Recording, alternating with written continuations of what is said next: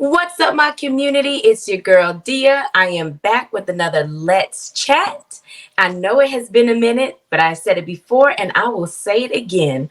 Life be lifing, okay? But I am excited to be here today because I am here with my homegirl, my previous college mate, Cindy Lilly. She is a writer and director, and she has created an amazing film, The Jingle of the Bell.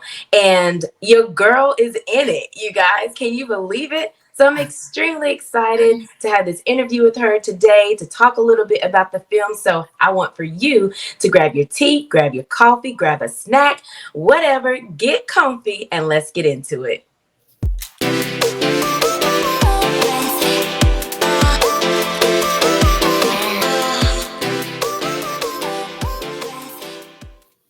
Cindy, welcome, welcome, welcome. I'm so glad to be here. Yay, I'm so glad to have you. I'm excited to talk to you about your film, The Jingle of the Bell. The Jingle of the Bell. Yes. So, Cindy, you and I met back, 2005? Four. Yes. So it's been a while back. We were both at Appalachian State University. You were my dance instructor. Our dance team, Dances for Jesus. Dancing for Jesus. That's right. So tell us a little bit about Cindy.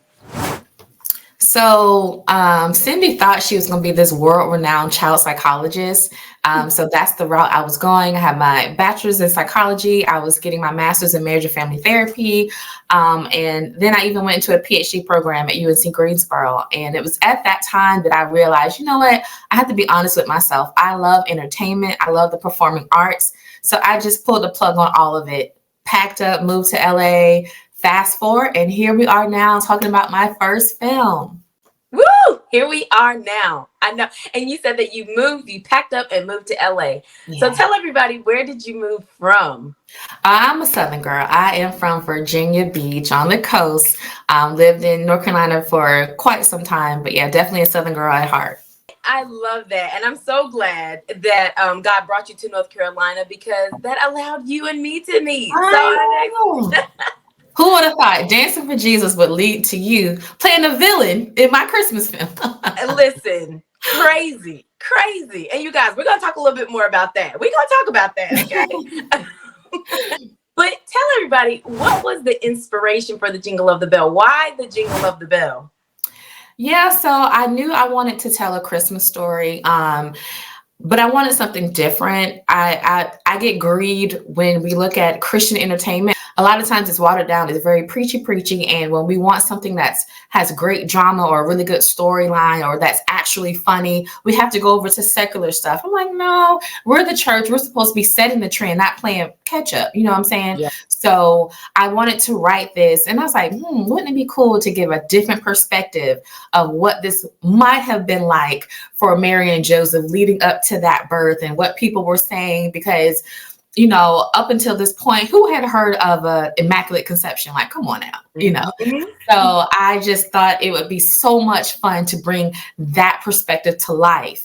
And the title, The Jingle of the Bell, I was like, okay, I wrote the story and I was like, okay, God, we got to have something that's really catchy, you know, something that's going to grab their attention.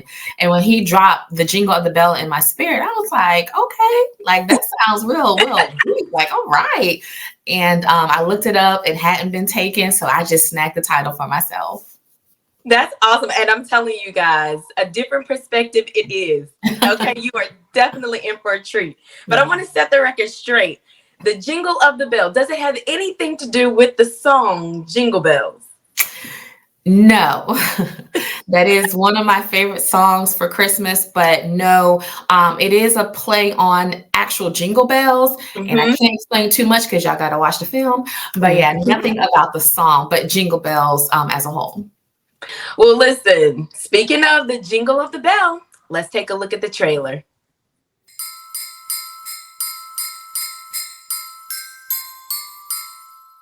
Who have you been sleeping with? Who have you been sleeping with? Nobody. Well, somebody did that. Because it definitely wasn't me. Have you ever heard of anybody getting pregnant without having sex? No. She's still a virgin. Who's still a virgin? Mary is. You think I'm stupid or? You think this is hard for you? I'm the one carrying the miracle baby. It's a miracle, all right. All right, you guys, was that not amazing? You want to see it, right? I know you do. Come on. Come on out. Bring the family, bring the friends. It's free. Free. Okay, we cannot say it enough. It's free. Come on out, you guys. Well, Cindy, so you had some amazing actors in this film. Yeah. I enjoyed the process, and I enjoyed how you came all the way from LA over here in North Carolina, because the film was filmed right here in North Carolina, and we had the table read, and every single actor that you selected, they brought it. Yes. The men did amazing. Everybody was so good. And I know it made you feel so proud to see how amazing it was. So tell us about that process. What was the selection process for the actors, and how did that go for you? Yeah, so first film, you wear so many hats. So one of those hats was casting director. But I actually really love this process, casting each of you for these parts. I went through several actors, and it was just like, when we got to that table read, you all were able to see what I could see in each of you, like why you got these parts. And you all embodied these characters in such a beautiful way. And it was just so nice. There was so much life in that room. And to see you all clapping for each other, like, they get it now. And it just did my heart well. So I knew once we pulled out that camera, it was going to be on like Donkey Kong, because you guys were just the bomb. I'm telling you, I thought it was amazing. I was sitting there in complete shock. I'm like, wow, these people are really doing. And you had actors from all different places. It wasn't just North Carolina. I mean, there were actors from different states, and it was amazing. You did an amazing job. It's a diverse cast. We have ethnic diversity. We have age diversity. We have a bunch of males in this cast. It's a beautiful, wonderful cast. I'm telling y'all, you will not be disappointed. Yeah, and you said that it's like a cast of like 14, I believe. 14, which is almost unheard of for a film, my first film. It's not going to feel like 14, but yeah, there's 14 total characters. That is awesome. Well, again, you guys, like I said, like Cindy said, your girl in the story about Jesus, y'all. In the story about Jesus, I am the antagonist. Okay, all of you that know me, you know that I am just sweet. I'm so nice. I'm friendly. And she cast me as the antagonist, y'all, in the story about Jesus. So I want to know, Cindy, what was the inspiration behind Nora's character? Well, every good story has an antagonist. Every good story has a villain. And when I did my research and looking at this particular story of Christ's birth, most people flocked to King Herod as the villain. And I didn't even want to go there. I didn't want to touch that. I said, let me use my imagination that God has blessed me with. Like, who could have possibly been lurking in the background? Like, who are, the naysayers?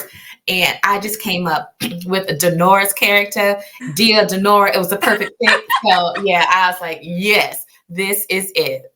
Oh my goodness. Well, I'm telling you, you had to pull it out of me, because I mean, I thought I was bringing it, and it was just like, no, girl, bring it on out some more. And I'm just like, I don't know what else to give.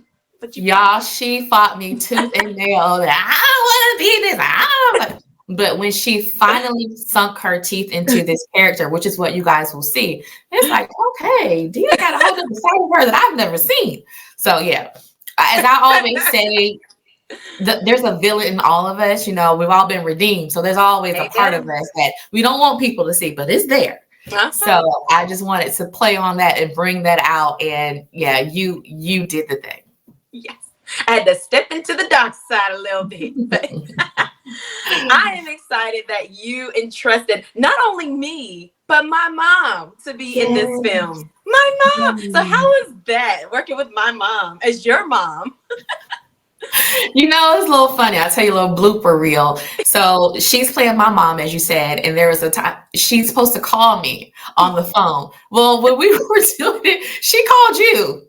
It was so funny. I'm like, Miss Angie, you're supposed to be playing like I'm the daughter, but she had called you. It was so funny. Well, and you know what? I actually got that call, and when I picked up the phone, she was like, "Oh, I'm here. I'm filming with Cindy. Next time I'm gonna call you, but just don't answer the phone." I was like, "Oh, okay." That lady is silly. It was great, though. She had a ball. She is such a natural. I mean, we had the same one take wonder. I mean, your mom knocked it out, like knocked it out the park. So I'm just so excited for her to see herself on the big screen and everyone to enjoy this film. I think because our cast is so diverse, it's going to draw on a diverse audience. So I'm super excited about that. The little ones up to even grandparent levels, like everyone will be able to understand this film, Yes, get the entertainment, get the inspiration, and take away something from this film. absolutely. And you know, like you said earlier, you did so much in this film. You were wearing so many hats. And so I'm wondering, through this process, you being the writer, you being the director, starring in all of the things that you were doing, what is one of the biggest lessons or the biggest lessons that you took from this entire experience? Let's see. Well, right off the bat, I can say, because I was one of the main characters as well. And so what I really need to do next time, give Cindy some time to prepare and reset. I was so focused on making sure everybody was straight, the cast and the crew, and not so much me. And I was running on autopilot a lot. And that's never good. You know, we always think that we're Energizer bunnies, and we are not. Yep. So definitely taking that time just to eat lunch, just to, 5 minutes and to reset and get myself together. And definitely next time I'm going with an even bigger budget so I can hire people to do more and I can take off some of these hats. Yes. So I'm thankful for God's grace that I could wear them, but I don't want to wear them all again. Absolutely. Yeah, because I mean, you think about it, this is your first film. And so like you want to also enjoy the process, right? But everything is a learning experience, And so I'm sure that there's so many takeaways you took from this that when you have your next one and the next one after that, because there will be many more. Yes. It's going to be even better. Well, Cindy, listen. I have had so much fun talking to you about the Jingle of the Bell. I can sit here and we could talk for hours, I'm sure, about all the things that happened during this and the people that were involved.